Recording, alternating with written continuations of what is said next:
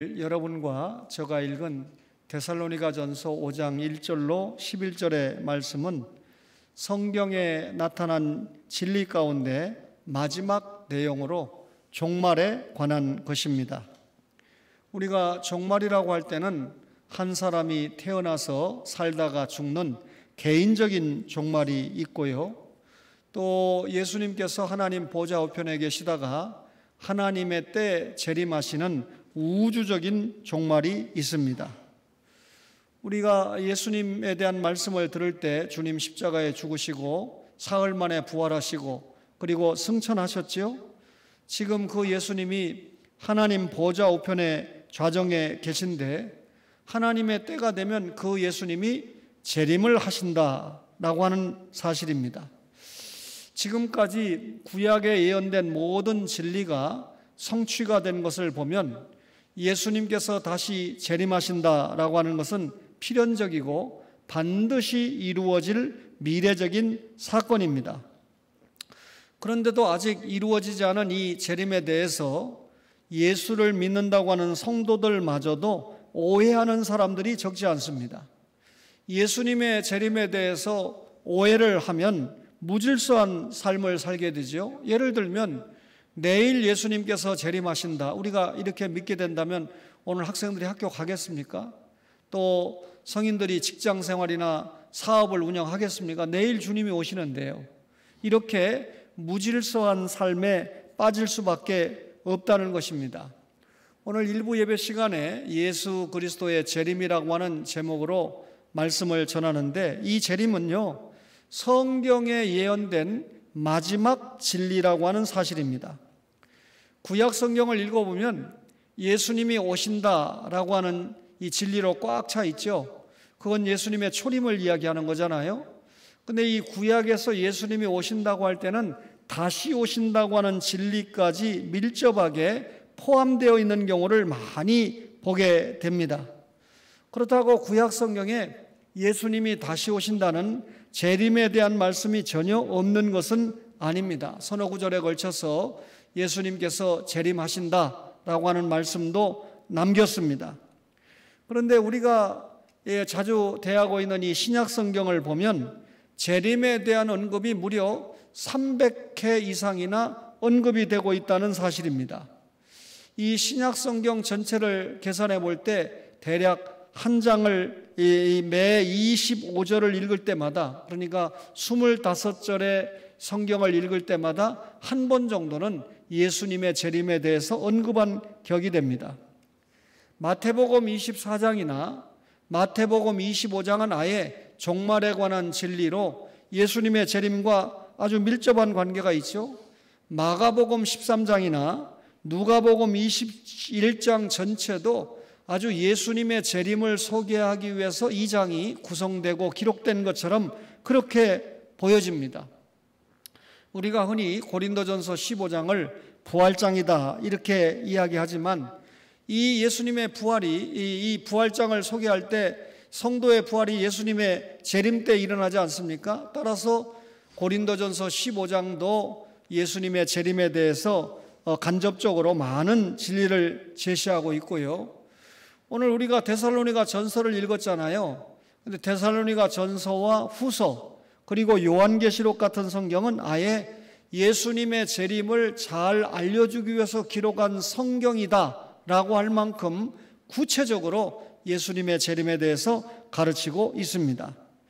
따라서 제가 여러분들에게 이 예수님의 재림에 대해서 설명을 드리면서 성구를 일일이 나열할 필요가 없을 정도로 예수님의 재림에 대해서는 성경 속에 확실하게 예언한 마지막 진리가 된다라고 하는 사실입니다. 예수님은 여러 비유와 예언을 통해서 재림을 직접 언급을 하셨는데요. 여러분들이 들어보면 귀에 익숙한 말씀 가운데 인자가 구름을 타고 능력과 큰 영광으로 오는 것을 보리라, 마태복음 24장 30절 말씀입니다. 인자가 아버지의 영광으로 거룩한 천사들과 함께 올 때, 마가복음 8장 38절의 말씀입니다. 예수님이 재림하신다라는 말씀이잖아요. 그런데 사도들은 그들이 전한 메시지에서 예수님이 재림하신다는 사실을 빠뜨리지 않았어요. 그동안 우리가 설교를 들으면서 사도들이 예수님께서 우리 죄를 대속하기 위해서 십자가에 죽으셨다, 그리고 우리를 영원히 살리기 위하여 사흘 만에 부활했다라고 하는 말씀을 연거푸 들었습니다. 그런데 사도들이 예수님의 재림에 관한 설교도 빠뜨리지 않았다는 겁니다. 예를 들면 사도행전 3장 20절 이하에 베드로가 설교하면서 주께서 너희를 위하여 예정하신 그리스도 곧 예수를 보내시리니, 예수님을 보낸다는 말은 다시 오신다는 말씀이죠. 사도 요한은 볼지어다 구름을 타고 오시리라 그렇게 말씀했고, 계시록 마지막 부분에 계속해서 내가 진실로 속히 오리라 라고 말씀했다고 사도 요한은 계시록에 기록을 남기고 있습니다. 그러니 예수님 자신도 자신이 재림한다고 말씀을 했고, 예수님 제자들도 예수님이 다시 재림하신다라고 하는 것을 거듭 강조한 것입니다. 그러면 그 예수님이 언제 오시느냐, 그 때와 시기 우리가 알 수 없다는 겁니다. 데살로니가전서 5장 2절에 보니까 주의 날이 밤에 도둑같이 이를 줄을 그랬는데요. 여러분, 이 주님이 다시 오시는 주의 날은 주님의 하나님의 통치가 완전하게 성취되는 날입니다. 여러분, 하나님께서 예수님을 보내신다고 그랬죠. 보냈습니다. 예언이 성취됐습니다.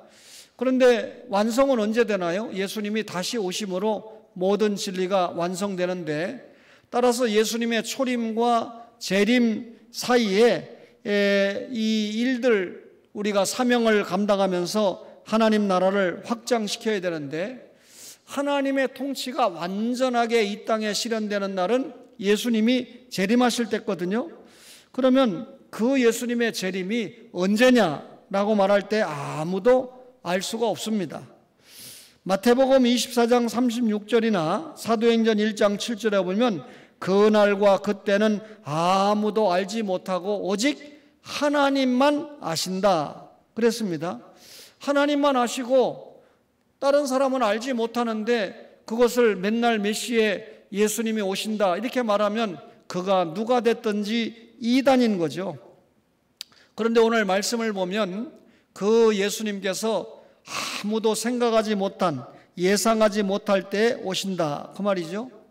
밤에 어느 집에 도둑이 들어왔습니다. 근데 그 도둑이 내가 몇 시에 당신 집에 도둑질하러 들어가겠습니다 라고 말하면 그 도둑을 여러분 맞을 사람이 누가 있겠습니까? 미리 경찰에 신고를 하든지 조치를 해서 도둑 맞지 않도록 깨어 있겠죠. 예수님이 도둑이 밤에 예고 없이 갑자기 오는 것처럼 예수님이 이 땅에 오시는 재림도 그렇게 갑작스럽게 이른다라고 하는 겁니다. 그러면 우리가 예수님이 언제 오실지는 분명히 몰라요. 그런데 오신다는 건 분명히 알아요. 그런데 오히려 언제 오실런지 알지 못하니까 주님의 재림을 준비하는 신앙을 가지고 늘 깨어 있어야 된다라고 하는 것이 여러분과 저가 가지는 신앙이죠. 때와 시기는 알 수가 없습니다. 그러나 예수님이 오신다고 하는 징조는 우리가 가지고 있습니다. 영적으로 이 깨어있는 자를 슬기로운 다섯 처녀로 비유를 했는데요. 그런 신자들은 예수님의 오시는 날짜, 때는 알지 못하지만 예수님이 오신다고 하는 이 전조, 징조를 알고 있기 때문에 지금이 예수님의 재림의 시기가 임박했구나라고 깨어서 준비할 수가 있다는 거죠. 그 하나가 이스라엘의 회심입니다. 여러분, 우리가 신앙생활하면서 이스라엘 하면 로마서 11장 26절에 그리하여 온 이스라엘이 구원을 얻으리라 그랬는데, 이스라엘은 선민이고 또 성민이고 언약 백성이지 않습니까? 그런데 여러분, 이 이스라엘 백성들이 언약 백성의 요구받는 제사장 나라 거룩한 백성의 삶을 살지 못하고 오히려 예수님을 십자가에 못 박았습니다. 소위 오늘날 기독교와 관계없는 백성으로 살아가고 과거 구약에만 머무는 이 유대교 신자로 살아가고 있습니다. 그런데 온 이스라엘이 회심한다. 여러분, 이 말씀을 잘 이해하지 못하다가 역사적으로 지금 우리가 이해를 하는 그런 시기에 살고 있는데, 거듭 말씀드린 대로 이슬람교가 굉장히 확장하고 있잖아요. 근데 유대교를 믿는 이스라엘의 입장에서는 이 중동 전쟁이 계속되는 가운데 이슬람의 확장이 굉장히 두려운 시기를 통과하고 있습니다. 그래서 전혀 기독교에 대해서 문을 열지 않고 있던 이 유대교, 이스라엘 사람들이 이 이슬람을 경계하면서 기독교에 대해서 상당히 마음을 완화하고 문을 열고 있습니다. 그 틈에 지금 옛날에 이스라엘에 선교사가 들어가 있다? 그거는 지 공부하러 간 거지 선교하러 간 게 아닙니다. 그런데 지금은 선교사들이 가도 할 일이 있어요. 복음을 전할 대상이 있고 유대인들이 만나주고 예수님을 영접해서 그 퍼센트가 점점점 높아지고 있다는 거죠. 그러면 이 말씀을 우리가 이해를 하겠는데, 성경은 예수님께서 재림하시기 전까지 수많은 언약 백성들이 불신의 죄를 회개하고 예수님을 믿게 될 것을 말씀하고 있습니다. 여기 온 이스라엘이라고 하니까 이스라엘 백성 전체가 구원을 받겠구나 하는 말이 아니고요, 구원 얻는 이스라엘의 총수를 온 이스라엘이라고 했습니다. 그러니까 이스라엘 백성이라 할지라도 예수 안 믿으면 지옥 가는 거예요. 근데 그들 가운데 예수님을 영접한 이스라엘의 총수를 온 이스라엘이라고 말씀했는데, 지금 말씀드린 대로 전혀 믿지 않던 그들이 예수님을 영접해 가고 있는 시대다. 또 하나의 예수님 재림 징조가 큰 환난인데요, 종말이 가까울수록 세상에는 죄가 증가하고 있습니다. 진리에 대한 배도와 타락도 팽배해지고 있습니다. 그래서 이 세상에는 전쟁을 포함한 여러 가지 환난이 임하게 되는데, 여러분과 저가 지금 각종 대형 사고를 접하고 있지 않습니까? 지상과 지하에서는 물론 여러분 이 하늘과 바다 등에서 참혹한 사고가 거듭되고 있습니다. 이런 사고와 재난이 계속되는 것은 주님의 재림이 임박했다는 하나의 징조가 됩니다. 이 여러 가지 이 각종 이 환난을 통해서 주님이 오실 때가 되었구나라고 하는 것을 감지한다는 거죠. 무엇보다도 중요한 하나의 징조가 적그리스도의 출현인데, 적그리스도다라고 하는 것은 그리스도를 대신한 자, 이게 거짓 그리스도죠. 그리고 그리스도를 대적하는 자, 말 그대로 적그리스도입니다. 적그리스도는 그리스도처럼, 그리스도가 아닌데 그리스도처럼 가장하고 그리스도를 대신하여 거짓으로 유혹하고 주의 양떼를 갈취하여 가는 사람을 적그리스도라고 말합니다. 그런데 말세에 이르면 이를수록 거짓 사도와 거짓 선지자가 곳곳에서 일어난다는 거죠. 여러분 자신의 이름을 한번 불러보십시오. 제가 제 이름을 부르면 신재철, 성도잖아요. 또 성도 중에 또 목사라는 직분을 감당하고 있잖아요. 그에 상응하는 삶을 살다가 사명을 감당하다가 주님 앞에 불려가면 얼마나 행복하겠습니까? 그런데 여러분이 들어보면 문선명, 박대선, 유병원, 안상홍, 이만희, 박옥수, 정명석 다 뭡니까? 우리나라에서 아주 이단으로, 옛날에는 이단이 뭔지도 잘 몰랐는데 세월호 사건 때 유병원, 또 이번에 이 코로나 사건 때 이만희 등등 이단들을 지금 잘 공개해주고 있지 않습니까? 이 적그리스도들이 출현하고 있다라고 하는 것도 예수님이 재림하실 때가 다 무르익었다라고 하는 하나의 징조가 된다는 거죠. 가장 중요한 것은 복음의 세계적인 전파인데요, 마태복음 24장 14절에 이 천국 복음이 모든 민족에게 증언되기 위하여 온 세상에 전파되리니 그제야 끝이 오리라. 예수님 재림하는 끝이 언제라는 겁니까? 그 앞에 온 세상에 예수님의 복음이 전파되면 오신다는 거예요. 따라서 복음의 우주적인 전파는 무엇보다도 분명한 예수님 재림의 징조가 되는데, 예수님 재림 전에 복음이 전 세계에 전파된다는 겁니다. 김 목사님과 제가 외국어 대학에서 강의를 하고 지금도 특강을 다닙니다만은 이 외국어 이 대학에는 외국에서 학생들이 많이 와요. 그러니까 거기서 복음을 제대로 전하면 외국인들이 또 고국으로 돌아갈 때 복음을 전할 수 있는 준비도 하게 되는데, 이들이 각 언어를 가지고 들어와서 이 하나님의 말씀, 신앙을 가지고 돌아간다면 땅끝까지 복음을 전하는데 그 정도로 빠르겠죠. 과거에는 성경이 이 자기네 나라 말로 번역된 이 퍼센트가 굉장히 얕았는데, 지금은 온 세계 국가들이 다 자기 말로 기록된 성경을 가지고 있을 만큼 복음이 확장되고 있습니다. 이 복음이 온 세상에 전파된다라고 하는 것은 모든 이 사람들이 하나님의 말씀을 들을 수 있는 정도가 된다, 그런 말이지, 인류가 하나도 빠짐없이 예수님을 영접하고 구원받는다, 그런 의미는 아닙니다. 그리스도와 그의 나라에 대한 신앙과 불신앙을 결정한 기회가 사람들에게 주어진다, 그런 의미입니다. 이게 복음의 세계적인 전파죠. 이번 장례를 진행하면서 보니까 김종선 목사님이 그 가정의 5남매 중 둘째 아들인데, 이 아들이 목사인데도 복음과 무관한 삶을 사는 유족들이 있었습니다. 그러니까 아직도 세상에 복음을 듣지 못한 사람들이 꽤 있다는 얘기죠. 그러나 분명한 것은 AD 30년에 예수님이 땅끝까지 복음을 전파하라 명령을 했잖아요. 그런데 종교개혁이 일어나던 1517년까지 복음 전파를 잘 안 합니다. 이 천주교가 590년부터 1517년까지 교권을 잡으면서 그건 예수님의 12제자가 받은 명령이고, 이 장로교의 예정론을 오해하는 겁니다. 영생 얻기로 작정된다는 다 믿는다는데 우리가 굳이 전할 필요가 뭐 있겠느냐. 이 예수님을 아직 모르는 사람에게 복음을 전해줘야 그걸 듣고 구원을 받는 거지, 복음을 듣지도 못하는데 구원 받겠습니까?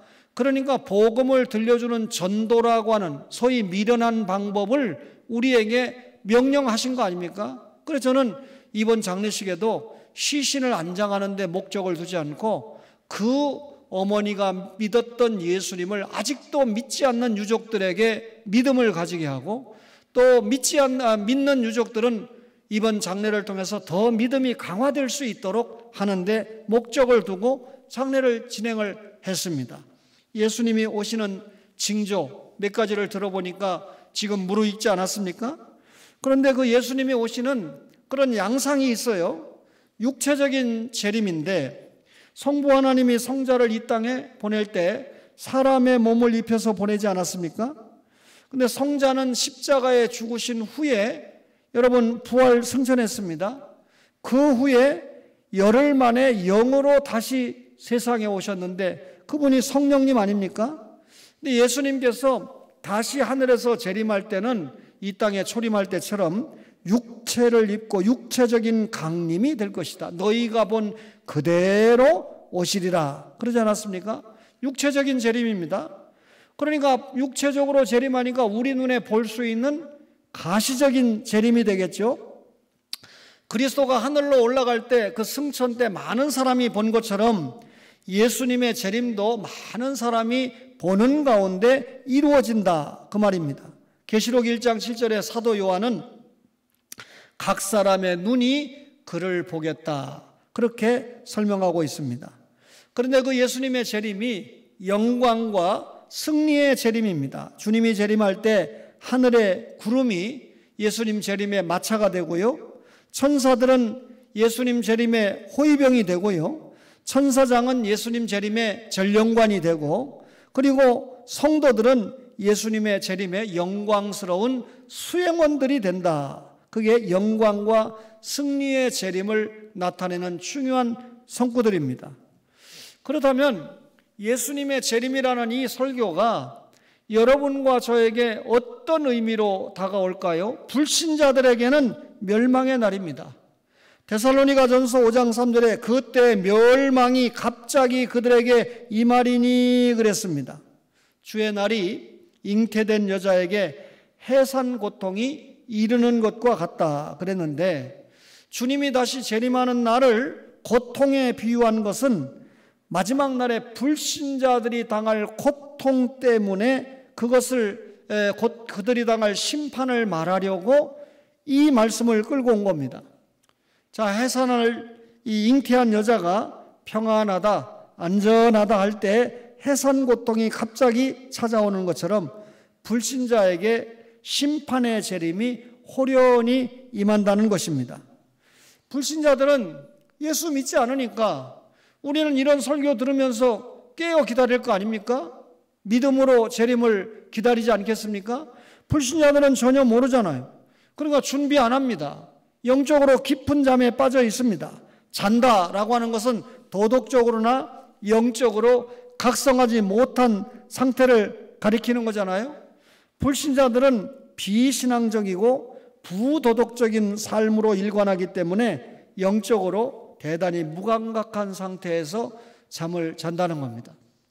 이번에 이 장례가 인천에서 진행될 때 보니까 우리 김 목사님의 두 위로 매형, 아래 이 제부는 이 아래 뭡니까? 여동생의 남편이죠. 제부 맞나요? 예수를 믿는데 위로 둘은 전혀 안 믿어요. 장례가 나면 당연히 이 술 한잔 먹고 이렇게 하는 것으로 알고 왔는데 분위기가 술 한잔 먹는 분위기가 아니거든요. 그러니까 참 빙빙 돌고 죽을 판이죠. 그러다가 저 지방으로 내려가니까 이제 분위기가 술을 먹는 분위기가 되니까 금방 이 먹는 모습이 나타나는데, 예를 들어 우리 예수 믿는 신자의 상태가 그렇습니다. 우리가 영적으로 준비하면 뭐 술 먹고 안 먹고가 지옥 가고 천당 가는 거 아니지만 영적으로 준비하고 산다는 겁니다. 그러나 그렇지 못한 분위기를 만나면 또 완전히 세상 환락에 빠져서 살 수밖에 없잖아요. 불신자들은요, 심판의 날이 오는 그 시간까지 육신의 쾌락과 일락에 사로잡혀서 산다는 겁니다. 어차피 천당 영생을 믿지 않으니까 이 땅에서라도 잘 먹고 잘 살고 즐겨야 되잖아요. 예수 믿는 여러분과요, 실제로 우리가 천당이 없다면, 영생이 없다면 이 땅에서도 뭐 주일날 놀지도 못하고 취미생활도 못하고 교회 와서 예배드리고 충성하고 얼마나 억울한 일입니까? 그러나 우리가 천국 영생을 믿고 또 우리가 지상에서 어떻게 교회를 통한 사명을 감당했느냐에 따라서 영원한 상급을 알기 때문에 억울한 거 없잖아요. 지상에서 잠시의 삶, 이걸 위해서 사는 것이 아니라 영원한 삶을 준비하면서 사는 믿음과 지혜가 우리에게 있지 않습니까? 예수님이 재림하실 때 불신자들은 파멸을 면할 수가 없습니다. 재림이라고 하는 폭풍우 속에서 피할 길이 없다는 것이죠. 악한 자들을 태울 심판의 불꽃으로부터 그들을 가리워줄 그늘은 전혀 없다. 따라서 예수님의 재림은 불신자에게 심판의 날이다. 그러면 이거 뭐 제가 여기 앉아있는 여러분들은 다 신자들인데 강조할 거 뭐 있습니까? 그래도 예수님의 재림이 불신자에게 심판의 날이다. 내 남편이 믿지 않는다? 내 아들, 딸이 믿지 않는다? 이건 보통 심각한 문제가 아니잖아요. 이런 진리를 할 때. 그러니까 이런 말씀을 듣고 전도에 풀을 당겨야 되는 거죠. 신자들에게는 대망의 날인데 데살로니가전서 5장 6절에 우리는 자지 말고 오직 깨어 정신을 차릴지라 그랬습니다. 예수님 재림의 날은요, 그리스도와 성도가 기쁨으로 연합하는 날입니다. 어린 양의 혼인잔치가 이루어지는 날인데, 여러분, 이 예수님의 재림의 날은 의로우신 재판장이신 예수님이 의의 면류관을 성도들에게 주시는 날입니다. 그러므로 그날이 성도에게는 슬픔의 날이 아니고 기쁨의 날이고 대망의 날입니다. 지금 주님이 오신다면 여러분과 저에게 그게 기쁨의 날인데, 예수 믿는 사람에게도 사실 기쁨의 날이 아닐 수도 있습니다. 이게 무슨 말이냐면, 지금 예수님이 오실 때 그래, 내가 그래도 부족하지만 주님 믿고 구원받아서 나름대로 충성했다. 그러면 주님 앞에 구원은 따놓은 당상이고 하나님의 은혜로 받은 거니까, 그리고 상급이 어느 정도 준비됐다는 위로가 있으니까 할렐루야 아멘 할 수 있어요. 그런데 상급을 전혀 준비 못했는데 지금 주님이 오신다 그러면 받을 상급이 약하거나 없는 것을 알고 약간 슬플 수 있다는 겁니다. 이 말을 잘 이해하셔야 돼요. 그래도 구원받은 성도들에게 일반적으로 예수님의 재림의 날은 기쁨의 날이고 대망의 날인데, 좋은 날이고 기쁜 날을 준비할 때 여러분과 저가 깨어서 근신해야 된다. 이 예수님께 속한 빛의 자녀들은요, 재림을 기다리기에 항상 신앙적으로나 윤리적으로 깨어 있어야 합니다. 더해서 항상 전투태세를 갖추어야만 한다, 그 말이죠. 그래서 우리가 구원받는 목적이 하나님 영광인데요, 하나님의 영광을 나타내는 방법이 뭡니까? 하나님 기쁘시게, 믿음으로 하나님 기쁘시게 하는 건데, 믿음으로 하나님을 기쁘시게 하는 게 뭔가요? 신전의식을 가지고 하나님께서 맡겨주신 사명을 감당하는 겁니다. 따라서 여러분과 저가 각인의 위치에서 사명을 감당할 때 그것이 신앙적으로 윤리적으로 깨어있는 거죠. 더해서 항상 전투태세를 갖추어야만 합니다. 저는 항상 사실과 진실에 기초해서 살려고 노력을 하고 있고 또 말하는 것을 원칙으로 합니다. 어제 밤 늦게 장례를 마치고 밤 9시경에 이렇게 돌아오면서 참 저는 지칠 대로 지쳐 있죠. 그래도 차 속에서 잠 잘 못 잡니다. 제 옆에서 김 목사님과 함께 여러 대화를 하고 올라오면서 우리 이 김 목사님이 우리 장로님들을 참 존경한다라고 하는 표현을 2번이나 썼어요. 근데 제가 생각할 때 거기에 그 존경한다는 장로님은 지금 일부 예배 드리는 장로님들을 두고 하는 말이다. 모든 예배에 참석을 해서 이 자기 어머니, 초원교회가 아니잖아요. 선한교회인데 이 자기 담임 목사가 집례를 만든다는 이유 때문에 그만 끝까지 함께 해주시는 장로님들을 보면서 그런 표현을 쓰면서 여러 이야기를 하는데 제대로 봤다, 맞다. 거기다가 또 남이교회 어머니가 돌아가셨는데 조문 오신 것만도 감사한데 또 자기네 이 연약한 성도들보다 후하게 또 이 조의도 표해준 것 같습니다. 어쨌든 하나님 나라 확장을 위해서 우리가 사용을 받았는데, 첫날 제가 배경을 깔고 설교하고 둘째 날과 마지막 이 지방에 가서 벌교죠. 벌교 중앙장례식장에 가서 얻은 열매는 상상 이상입니다. 그러니까 하나님께서 나를 이래서 집례자로 세웠구나 하는 생각이 들어요. 믿음과 사랑의 호심경을 붙이고 구원의 소망의 투구를 쓰자. 오늘 5장 8절에 그렇게 말씀을 했는데, 근신하는 성도의 자세가 뭡니까? 경계 태세 잘하는 거예요. 보초병들이 적군이 오는가 경계 잘 서야 여러분 다른 병사들이 제대로 쉴 수 있지 않겠습니까? 항상 사탄은 우리를 공격하고 유혹하려고 합니다. 그러니 사탄의 공격과 유혹에 넘어지지 않으려면 경계태세가 분명해야 되는데, 그게 뭡니까? 항상 경각심을 가지고 주의 날이 가까워올수록 더욱 경건하고 도덕적인 윤리적인 삶을 살아야 된다, 그 말입니다. 예수님의 초림이 진리였던 것처럼 예수님의 재림도 분명히 이루어질 마지막 진리입니다. 예수님 재림의 목적이 뭡니까? 그리스도 안에서 죽은 자들의 육체를 부활시키는 겁니다. 물론 안 믿고 죽은 자들도 부활하나 지옥으로 갑니다. 또 재림 당시에 살아서 신앙생활하는 성도들은 죽음을 보지 않고 신령한 몸으로 변화해서 구름 속으로 끌어올려져서 공중에서 주님을 영접하게 합니다. 어린 양의 혼인잔치가 이루어진다, 그 말이죠. 그리고 주님께서는 성도들에게 상을 베푸십니다. 주님을 믿지 않았던 불신자들은, 불신 세상은 반드시 심판을 당합니다. 여러분, 따라서 예수님의 재림은요, 이 땅에서 주를 믿는다는 이유 때문에 환난을 당하고 좁고 협착한 길을 걸어가고 있는 모든 성도에게 가장 크고도 유일한 소망이 된다는 것입니다. 2차례에 걸쳐서 이번 장례 언급을 했는데요, 첫째 날은 오전 7시부터 밤 9시까지 제가 도움을 주었습니다. 우리 이 김 목사님이 자기가 상주다 보니까 구체적으로 모든 것을 진행하지 못하잖아요. 노예와 관계된 집례를 제가 위임받았으니까 첫날은 제가 다 함께를 해서, 심지어 한 30개 가까이 들어오는 조화 배치 문제까지도 제가 불신자들에게 오는 것은 좀 뒤로, 또 목사나 중요한 신자들에게 도착하는 것은 좀 앞으로 해서 이것이 기독교 장례다, 라고 하는 것을 제가 부각을 시킨 것이죠. 첫날 위로 예배를 하고 제가 마이크를 들이대면 안 믿어져도 예의상 믿는다고 해야 되는데 누나는 대답을 안 하더라고요. 야, 이거 참 심각하다. 근데 둘째 날 아침에 입관 예배를 드리고, 그리고 어제 그랬으니까 또 마이크 들이대면 더 격하게 부정할 수도 있잖아요.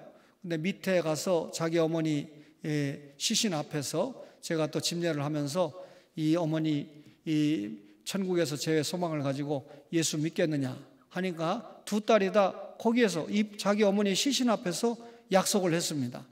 그것을 두 사이가 들었지요.